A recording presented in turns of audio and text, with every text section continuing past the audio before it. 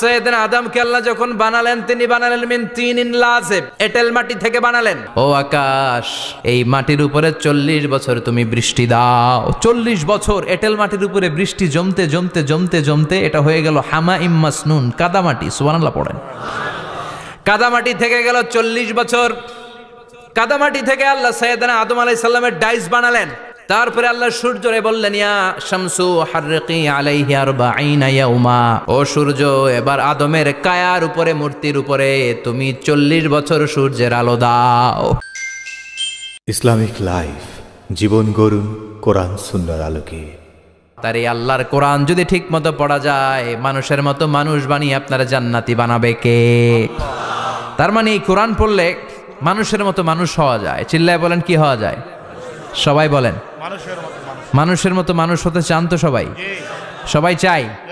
আসুন দেখি মানুষের নামে সূরায় আল্লাহ কি বললেন, পড়েন। আউযু বিল্লাহি মিনাশ শাইতানির রাজিম, বিসমিল্লাহির রহমানির রহিম। হাল আতা আলাল الإنسان حين من الدهر لم يكن شيئا مذكورا। আল্লাহ বললেন, মানুষের জীবনের একটা সময় ছিল যেই সময়টা উল্লেখ করার মতো মানুষ কিছুই ছিল না। সুবহানাল্লাহ। প্রত্যেক মানুষের জীবনে এমন একটা সময় ছিল যেই সময়টাতে উল্লেখ করার মতো সে আসলে কিছুই ছিল না, তার অস্তিত্বই ছিল না, সে জিরো ছিল, তাকে জিরো থেকে হিরো বানিয়েছে কে?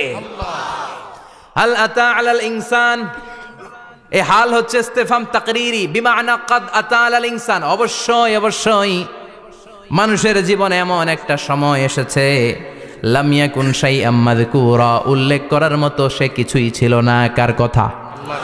মুফাসসিরিন একরাম ইনসান দ্বারা এখানে দুইটা জিনিস বুঝিয়েছেন। এক হলো সাইয়েদনা আদম, আর এক হলো আমরা সবাই। এই পৃথিবীতে মানুষ বানানোর 3 ক্যাটাগরি। ক্যাটাগরি নাম্বার 1, মাও নাই বাবাও নাই। এই সিস্টেমে আল্লাহ কার বানাইছে? কথা বলেন। আবার শুধুমাত্র মা আছে বাবা নাই, এই সিস্টেমে কাকে বানালেন? আবার বাবাও আছে মাও আছে, এই সিস্টেমে কারে বানালেন? আমাদেরকে বানালেন। আবার সৈয়দনা আদমকে আল্লাহ যখন বানালেন তিনি বানালেন মিন তিনিন লাযিব, এঁটেল মাটি থেকে বানালেন। এঁটেল মাটি দিয়ে কাঠামো বানানো যায় না, স্ট্রাকচার করা যায় না। এঁটেল মাটি জমিন থেকে নিয়ে আল্লাহ রেখে দিলেন 40 বছর। চিল্লায় বলেন, কয় বছর? আর আকাশকে বললেন, ইয়া সামা ওয়ামতিরি আলাইহি 40 সানা, ও আকাশ এই মাটির উপরে 40 বছর তুমি বৃষ্টি দাও। 40 বছর এঁটেল মাটির উপরে বৃষ্টি জমতে জমতে জমতে জমতে এটা হয়ে গেল হামাইম মাসনুন, কাদামাটি। সুবহানাল্লাহ পড়েন।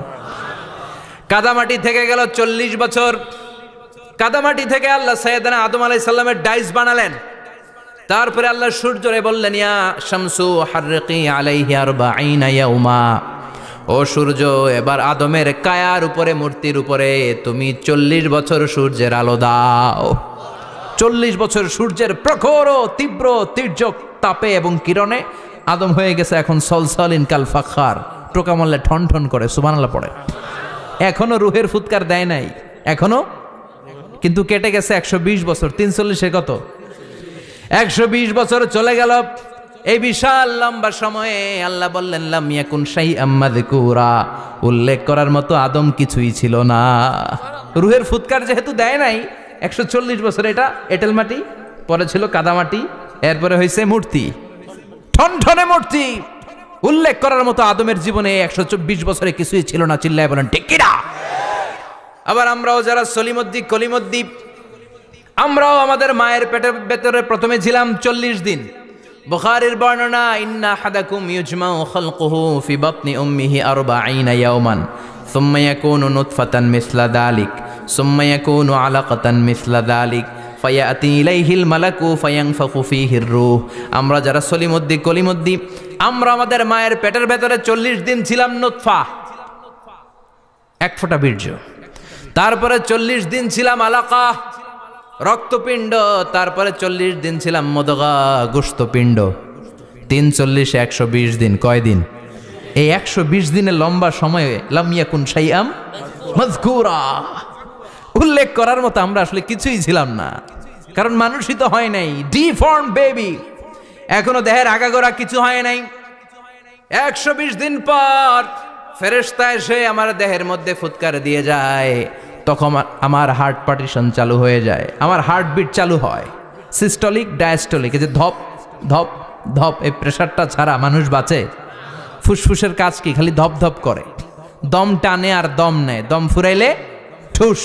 হায় রে মানুষ রঙিন ফানুষ, দম ফুরাইলে তবু তো ভাই কারোরই নাই একটুখানি। হায় রে মানুষ রঙিন ফানুষ, রঙিন ফানুষ, হায় রে মানুষ। সুবহানাল্লাহ। আমরা ছিলাম নুতফা, আলাকা, মুদগা, sperm drop, then blood clot, and finally the little flesh. আমি আমার এমফিল রিসার্চ করেছি এটার উপর, এটার ইংরেজিতে বলে এমব্রয়োলজি, ভ্রূণ তত্ত্ব। How the little এমব্রয়ো develops in mother ওম, মায়ের পেটে এই ছোট্ট ভ্রূণ, এটা কেমন করে শুক্রাণু ডিম্বাণু থেকে 8 মাস 10 মাস 9 মাস পরে কেমন করে জমিনে আসে। How the little এমব্রয়ো develops in mother ওম, মায়ের পেটে কেমন করে ডেভেলপ করে। একেবারে ক্ষুদ্র ছিলাম আমি, তুচ্ছ ছিলাম আমি, নগণ্য ছিলাম আমি, আমার কোনো নাম ছিল না, আমার কোনো গ্রাম ছিল না, আমার কোনো পরিচয় ছিল না। এখন দুনিয়াতে আমাদের পরিচয় আছে না নাই? কিন্তু মিজানুর রহমান আজহারি একটা সময়ে লাম ইয়াকুন শাইআম মাযকুরা, তোরা কেউ চিনতো না, তোর নামটাও কেউ জানতো না, উল্লেখ করার মতো তুই কিছুই ছিলি না। এটা দিয়ে আল্লাহ বুঝাতে চাইলেন তোর কিছুই ছিল না, জিরো থেকে আমি হিরো বানালাম। ক্ষমতার দাপট দেখাবি না, ক্ষমতার অহংকার দেখাবি না, টাকা পয়সার গরম দেখাবি না। 2 দিনের টাকার মালিক হয়ে ওর পা জমিনে লাগে না, এরকম টাকা তা ছেড়ে নাই। লাম ইয়াকুন শাইআম মাযকুরা, তোর চেয়ে বড় ক্ষমতাশীল ছিল ফেরাউন। আল্লাহ ছাড় দিয়েছে, ছেড়ে দেয় নাই, ঠিক কি না? নমরুদরে ছাড় দিয়েছে, ছেড়ে দেয় নাই, ঠিক কি না? আবু জাহেলকে ছাড় দিয়েছে, ছেড়ে দেয় নাই, ঠিক কি না? এখনো যারা গাদ্দারি করে, ইসলামের বিপক্ষে কথা বলে, ইসলামকে জমিনের ভিতর গেড়ে দিতে চায়, দেখা যায় আল্লাহ ওদেরকে ছাড় দেয় কিন্তু ছেড়ে দেবে না। চিল্লায় কও ঠিক কি না? পৃথিবীতে কেউ তো স্থায়ী হয় না, হোক না সে ফেরাউন কিবা নমরুদ। কেউ ভাবে চিরদিন রয় না, কেউ ভাবে চিরকাল রয় না। কেউ থাকতে আসে নাই, এত বড় বড় দাপটওয়ালারা সব শেষ। আমি তো প্রায় জায়গায় বলি, আমি ফেরাউনের লাশটা নিজে দেখে এসেছি, যেহেতু আমি আল আজহার ইউনিভার্সিটির স্টুডেন্ট। 200 পাউন্ড লাগে দেখতে, আমি দেখছি ফ্রি। আমার আল আজহারের জামিআতু আল আজহার শরীফের একটা কার্ড ছিল, ওইটা দেখাইলে সব ফ্রি, ফ্রিতে দেখে আসছি। ঢুইকেই দেখি ফেরাউন চাচা শুয়ে রয়েছে। আমি বললাম, ফেরাউন চাচা কেমন আছো? How are you, what's up man? কোনো আওয়াজ নাই। আমি জিজ্ঞেস করেছি তাকে, কেমন আছো তুমি, কি অবস্থা, কেমন যাচ্ছে তোমার, হোয়াটসঅ্যাপ? কোনো আওয়াজ নাই। আমি অবাক হয়েছি, এই লোকটার হুঙ্কারে মিশরের জমিন থার থার করে কাঁপতো, আজকে ওরা শেষ করে দিছে কে? আজ আছে কাল নাই, ঠুস, দম ফুরাইলে। এজন্য আল্লাহ বললেন, হাল আতা আলাল ইনসানি হিনুম মিনাদ দাহরি লাম ইয়াকুন শাইআম মাযকুরা। মানুষের জীবনে এমন একটা সময় ছিল, উল্লেখ করার মতো সে কিছুই ছিল না। আমরা যে কত ক্ষুদ্র ছিলাম আপনি কল্পনাও করতে পারবেন না। ফালইয়ানযুরিল ইনসানু মিম্মা খুলিকা, খুলিকা মিম্মা ইন দাফিক ইয়াখরুজু মিন বাইনিস সুলবি ওয়াত তারাইব। বাবার পৃষ্ঠদেশ থেকে, মায়ের বক্ষদেশ থেকে দুইটা মিলিত হয়ে মায়ের জরায়ুর ভেতরে তোরে সেট করলো কে? আমরা ছিলাম শুক্রাণু। শুক্র চিনেন? স্পার্ম। শুক্রও ছিলাম না আমরা, শুক্রাণু মানে শুক্রের অণু। ডিম্ব আমরা ছিলাম না, আমরা ছিলাম ডিম্বাণু মানে ডিম্বের। আরবিতে বলে আল বুয়াইদা আল উনসাউইয়া। 1 ফোঁটা বীর্যের ভেতরে, 1 ফোঁটা শুক্রের ভেতরে 20 কোটি অণু থাকা লাগে। ওই 20 কোটির একটা ছিলাম আমি, 20 কোটির একটা ছিলেন আপনি। উল্লেখ করার মতো আমি কিছুই ছিলাম না, আমরা কিছুই ছিলাম না। চিল্লা এখন ঠিক কি না? আল্লাহ বললেন, লাম ইয়াকুন শাইআম মাযকুরা, কিছুই ছিল না। স্পার্ম ড্রপ আর ওভাম দুইটাকে মিলিয়ে আমি আল্লাহ করে ফেললাম জাইগোট। সেইটারে আমি বানালাম এমব্রয়ো, ভ্রূণ, ব্যাঙ্গাচির মতো। শীত বর্ষাকালে বৃষ্টির পরে দেখবেন ব্যাঙের বাচ্চাগুলো খালি ছোটাছুটি করে, তাই না? কালো কালো দেখা যায় না? আমি আপনি আমরা প্রত্যেকে এরকম ব্যাঙের বাচ্চার মতো ছিলাম। হাত পা তো দূরের কথা, ব্যাঙের বাচ্চার মতো ছিলাম। মায়ের জরায়ুর দেয়ালে লেপ্টে ছিলাম। আমাদের হাত ছিল না, আমাদের পা ছিল না, কিচ্ছু ছিল না। সেখান থেকে আল্লাহ আমাদেরকে বড় করতে লাগলেন। এরপরে আমরা হয়ে গেলাম ফেটাস, ডেভেলপড স্টেজ।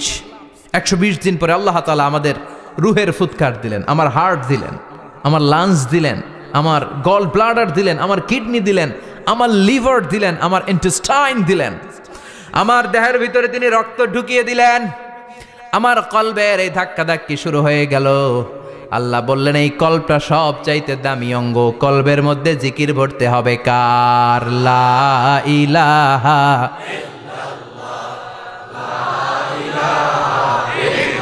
লা ইলাহা ইল্লাল্লাহু মুহাম্মাদুর রাসূলুল্লাহ সাল্লাল্লাহু। কলবের ভেতরে ভরতে হবে আল্লাহর জিকির। অনেকেই কলবের ভেতরে ভরে আয়না, আছে না নাই? আয়না বসাইয়া দে মোর দয়াল বাবা, কেল্লা কাবা আহেনার কারিগর, আয়না বসাইয়া দে মোর। তোর বাবার কলবেই তো আয়না নাই, তোরে কি আয়না দিবে বেটা? বিশ্বনবী কখনো বলেছেন কলবে আয়না বসাতে? বিশ্বনবীর সাহাবারা কলবে বসাতে হবে আল্লাহর জিকির। আলা বিযিক্রিল্লাহি তাতমাইন্নুল। দুনিয়ার কোনো কিছু কলবকে ঠান্ডা করতে পারে না, একমাত্র আল্লাহর জিকির ছাড়া। এজন্য আল্লাহ বললেন হাল আতা আলাল ইনসানি হিনুম মিনাদ দাহরি লাম ইয়াকুন শাইআম মাযকুরা। প্রতিটা মানুষের জীবনে এমন একটা সময় ছিল উল্লেখ করার মতো কিছুই ছিলাম না। এই আয়াতটা যখন ইসলামের প্রথম খলিফা বিশ্বনবীর ডান হাত সাইয়েদনা আবু বকর পড়তেন, তিনি শুধু কান্না করতেন, চোখের পানি ফেলতেন আর বলতেন লাইতাহা তাম্মাত, হায় হায় আমার পুরো জীবন যদি এভাবেই কেটে যেত। লাম ইয়াকুন শাইআম মাযকুরা, মায়ের পেটের ভিতরে যখন ছিলাম, কিছুই যখন ছিলাম না, এরকমই যদি থাকতাম কতই না ভালো হতো। লা নাবতালি ওয়ালা নালিদ, জন্মগ্রহণ করতাম না, পরীক্ষার সম্মুখীন হতাম না, জীবনটা যদি এমনিই কেটে যেত কতই না ভালো হতো।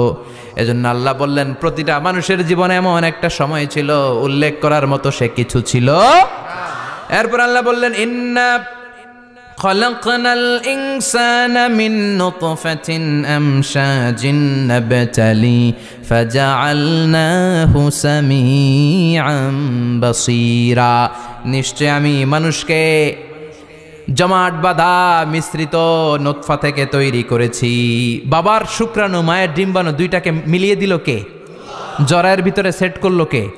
আল্লাহ বললেন ফি কারারিম মাকিন, গোপনতম প্রকোষ্ঠে, যেই প্রকোষ্ঠে কোনো কবিরাজের কবিরাজি কাজে লাগে নাই, কোনো ডাক্তারের ডাক্তারি কাজে লাগে নাই, কিন্তু 9টা মাস ধরে খাবার পানি আর অক্সিজেন তোরে দিছে কে? আল্লাহ।